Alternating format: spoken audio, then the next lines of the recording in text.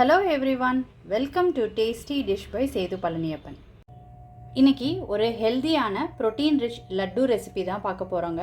இந்த ரெசிபியில் சர்க்கரை, வெல்லம், நெய் இதெல்லாம் சேர்க்காம தான் செய்ய போகிறோங்க. வாங்க எப்படி செய்யலான்றதை பார்க்கலாம்.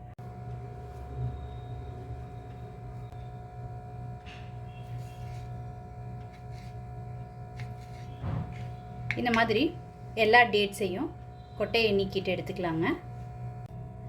டேட்ஸில் உள்ள கொட்டையை நீக்கிட்டு கட் பண்ணி எடுத்து வச்சுருக்குறேங்க. இது ஒரு பக்கம் இருக்கட்டும். இப்போ ஒரு கடாய் வச்சுருக்குறேங்க. கடாய் ஹீட் ஆகிடுச்சு.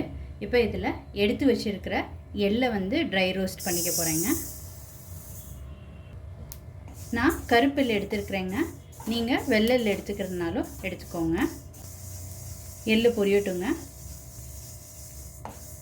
அடுப்பை சிம்மில் வச்சுக்கிட்டு பொரிய விடுங்க. எள்ளு நல்லா பொரிஞ்சிருச்சுங்க. இப்போ ஒரு பிளேட்டில் கொட்டிக்கலாம். அடுத்து இதில் எடுத்து வச்சுருக்க நிலக்கடலையை சேர்த்துக்கிறேங்க.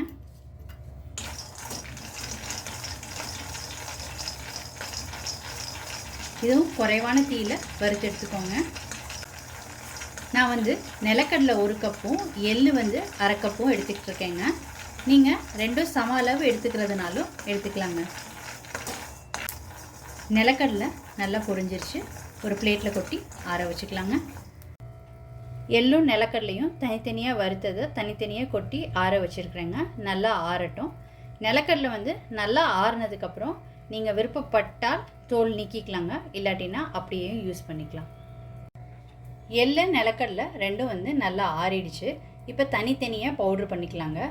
ஃபஸ்ட்டு எள்ளை ஜாரில் சேர்த்துக்கிறேன். இதை பவுட்ரு பண்ணி எடுத்துகிட்டு வந்துடுறேங்க.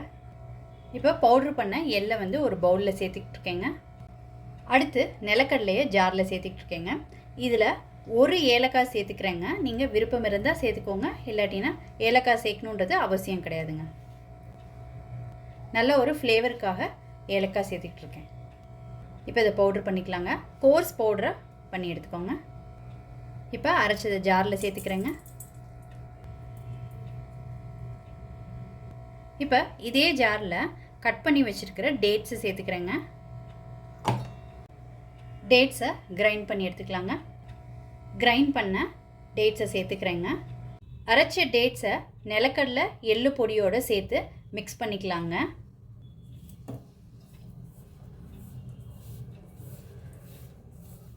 டேட்ஸ் நான் 10லேருந்து 12 டேட்ஸ் சேர்த்துருக்குறேங்க. நீங்கள் உங்கள் ஸ்வீட்டுக்கு ஏற்ப கூடவோ குறைச்சோ பார்த்து சேர்த்துக்கோங்க. இது நல்லா பிணைஞ்சிங்கன்னா இலக்கம் கொடுக்குங்க. அதுக்கப்புறமாட்டி உருண்டைகளாக பிடிக்க முடியும்.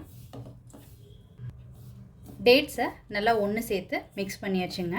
இப்போ உருண்டைகளாக பிடிச்சிக்கலாம்.